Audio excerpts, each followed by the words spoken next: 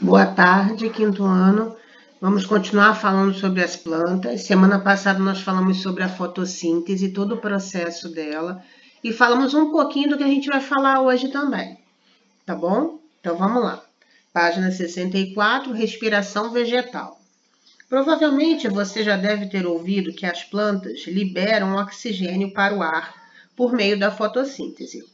Contudo, assim como os animais, as plantas também precisam respirar, ou seja, obter gás oxigênio e liberar gás carbônico. Mas como isso acontece? A entrada e a saída de gases necessários para a planta respirar ocorrem em estruturas localizadas principalmente nas folhas, que podem se abrir ou fechar, dependendo da necessidade da planta ou das condições do ambiente. Para a respiração, as plantas precisam do gás oxigênio e liberam gás carbônico. Já na fotossíntese, ocorrerá o inverso. A planta precisa absorver gás carbônico e depois liberará o oxigênio para o ambiente. No entanto, há uma diferença entre a respiração e a fotossíntese importante. A respiração ocorre a todo momento, durante o dia e a noite. A fotossíntese, por sua vez, acontece somente na presença da luz.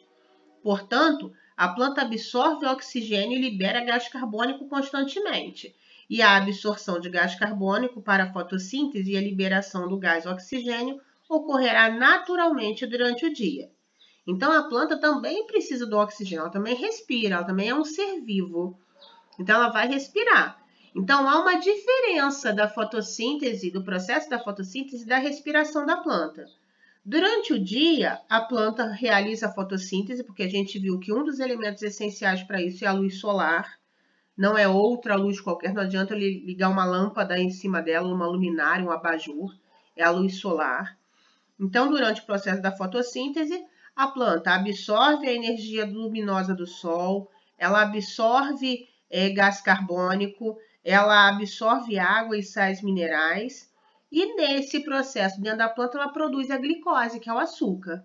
Aí está uma setinha na página 65, onde vai soltando o açúcar, mas não é isso, ela produz o açúcar e libera o oxigênio. Durante a respiração dela, ela vai fazer o mesmo processo que nós fazemos. Ela vai absorver oxigênio, vai liberar gás carbônico. Dentro dela também continua a produção do açúcar e a absorção da água e dos sais minerais. Tá bom?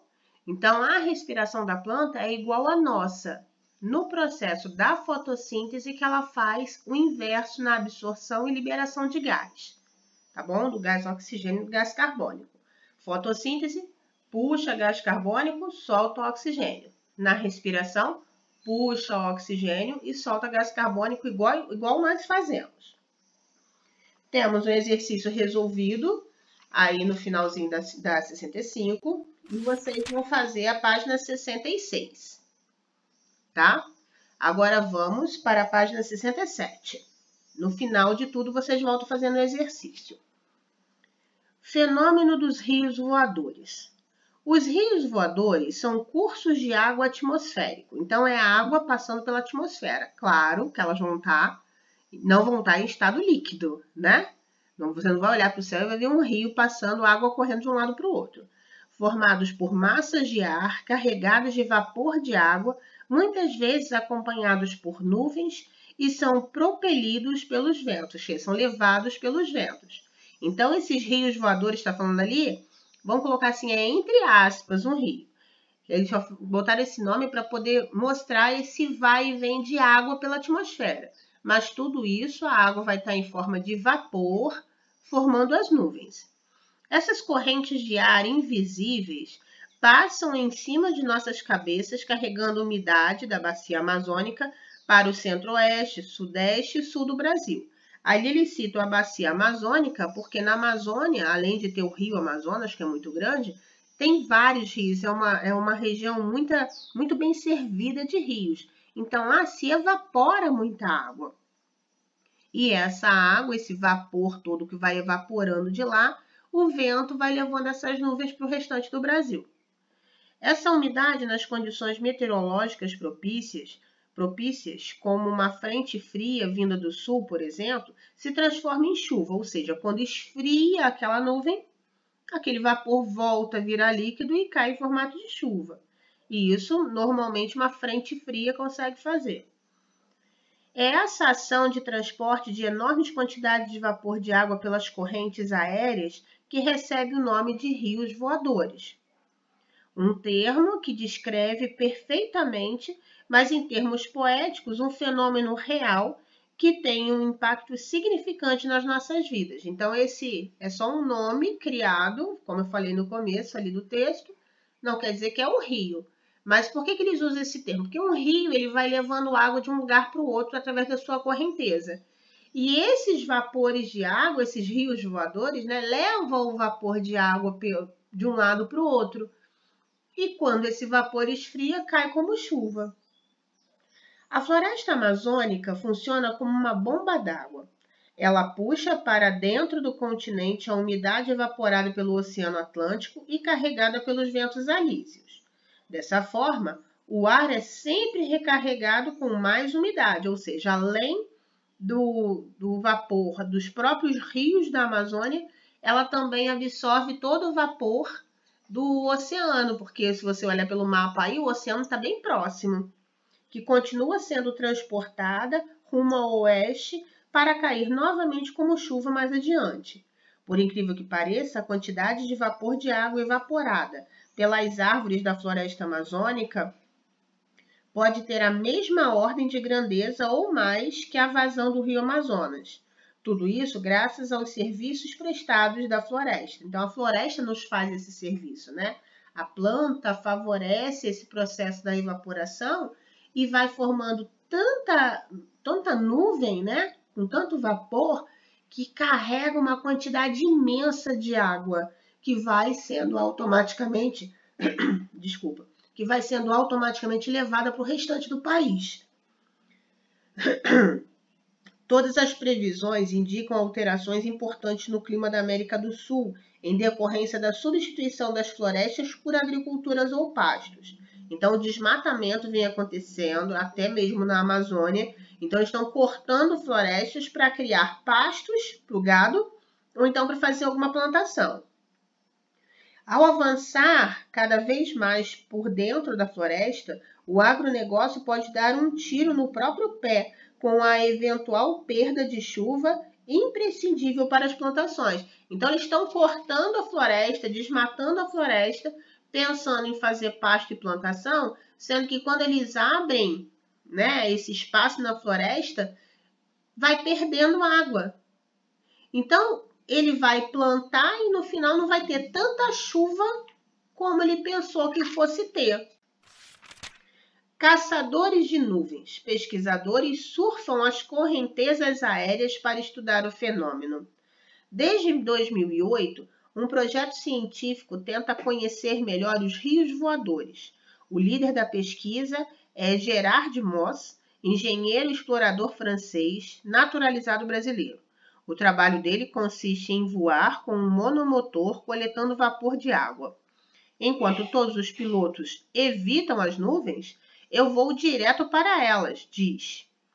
Em seu avião, Moss caça a umidade usando tubos de 40 centímetros resfriados a 70 graus negativos. Então, ele leva um tubo já frio, tem todo um maquinário que fornece isso, porque aí quando o vapor de água entra no tubo, automaticamente ele já vira água. Numa temperatura tão baixa, qualquer vapor que entra no tubo se transforma imediatamente em água. As gotas são então armazenadas para análise em laboratório. Então, ele vai armazenando esse vapor de água, né, nesses tubos e ele leva para o laboratório para fazer análise dessa umidade da água. Então, temos aí na 68 exercícios, na 69 exercícios. Não precisa fazer o dialogando, tá bom? Vamos continuar na transpiração vegetal lá no final da 69. Muitos animais, quando estão em locais de temperatura elevada ou quando realizam algum esforço físico, produzem suor, no qual eliminam água do corpo pela pele para ajudar a controlar a temperatura interna do organismo. Mas e as plantas? Então, vocês, quando estão correndo, brincando, fazendo alguma atividade, principalmente num período de calor, vocês vão soltando suor pela pele, né? Os poros da pele vão soltando esse suor. Mas e as plantas? A transpiração vegetal consiste na eliminação de água da planta por meio da evaporação. Então, o excesso de água da planta vai sendo solto através das suas folhas, principalmente pelas folhas. Sabe-se que a maior parte da água absorvida pela planta é perdida devido a esse processo fundamental para a vida da planta, pois garante o transporte de substâncias de que a planta necessita e ajuda a controlar a temperatura interna.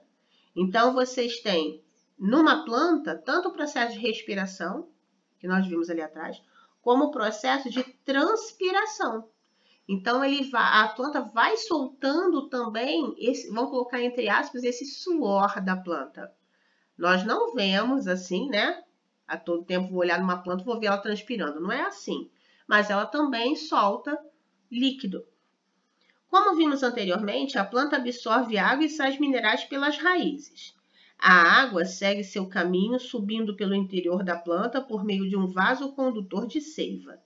Essa movimentação da água por dentro da planta garante que os minerais que também foram absorvidos possam ser distribuídos para as células da planta. Então, essa absorção da água vai levando a água e sais minerais, né, os nutrientes dessa água, por toda a planta. Da mesma forma que o sangue circula o nosso corpo, a planta também tem vasos condutores que vão levando essas substâncias para todo o corpo da planta. Quando essa água chega à folha, grande parte dela evapora. Com essa eliminação de água pela transpiração das folhas, mais água é absorvida pelas raízes, o que faz com que essa coluna de água dentro da planta continue subindo. Então, ao mesmo tempo que ela absorve água pela raiz, passa por toda a planta, quando chega na ponta das folhas, ela libera essa água que está em excesso na forma de vapor. Esse processo não para, ele é constante. Ela absorve e libera vapor e água dentro dela. Existem algumas situações em que a transpiração é controlada. Por exemplo, quando não há muita água disponível no solo, a planta pode fechar as estruturas das folhas por onde ocorre a maior parte da transpiração, evitando assim que ela perca muita água em situações de escassez. Então, um lugar que tem pouca água, é como se a planta fechasse essa saída dessa água. Então, ela vai armazenando dentro dela. Então, vai entrando um pouco de água que ela consegue de um lugar seco e vai armazenando dentro dela. Quando a água é em excesso, ela absorve isso e pelas folhas ela solta o excesso. Se o lugar tem pouca água, ela fecha esses poros nessa saída e vai só armazenando dentro dela no momento de escassez de água. Para termos ideia da força desse fenômeno de transpiração, basta imaginarmos o caminho que a água faz para subir da raiz até as folhas de árvores, como as sequoias, presentes na América do Norte, que podem ultrapassar os 100 metros de altura. Isso sem um coração para bombear essa água, como ocorre com o sangue dos animais, por exemplo. Então, nós temos uma bomba dentro de nós, né, que é o coração, que vai bombeando esse sangue e vai levando os nutrientes. As plantas não têm, isso é um processo natural. As sequoias são essas árvores que estão aí na imagem em cima. Olha só o tamanho da mulher comparado com o tamanho da árvore. Então, a árvore, além da fotossíntese, a planta no geral, né? Além da fotossíntese, ela também respira e ela também transpira. Vocês têm um mão na massa, que vocês vão fazer esse mão na massa, vão fotografar esse processo antes e depois e vão postar as duas fotos para mim na aba de respostas, tá bom? Então, nós temos uma experiência para fazer aí. Para observar a transpiração das folhas, pegue um vaso com uma planta, qualquer plantinha que você tiver aí. Ah, não tenho nenhum vaso? Pode ser numa planta que está plantada aí no canteiro do quintal, tá? Não precisa ser num vaso, pode ser no chão, na terra do chão também. No início do dia, coloque um saco plástico sobre essa planta, cobrindo suas folhas. Então, pega um saco plástico, enfia num galho dessa planta, ou se for pequenininha, você põe a planta todinha dentro do saco. Atenção, isso não deve ser feito com nenhum ser humano ou outros animais, pois pode provocar o sufocamento e levar à morte. Então, nada de saco plástico na cabeça de gente nem de animal. Então, colocou o saco na planta, fechou. Amarre com um barbante a boca do saco plástico no caule da planta, no caso, na parte mais próxima ao solo possível e deixe o vaso com a planta em um local exposto ao sol.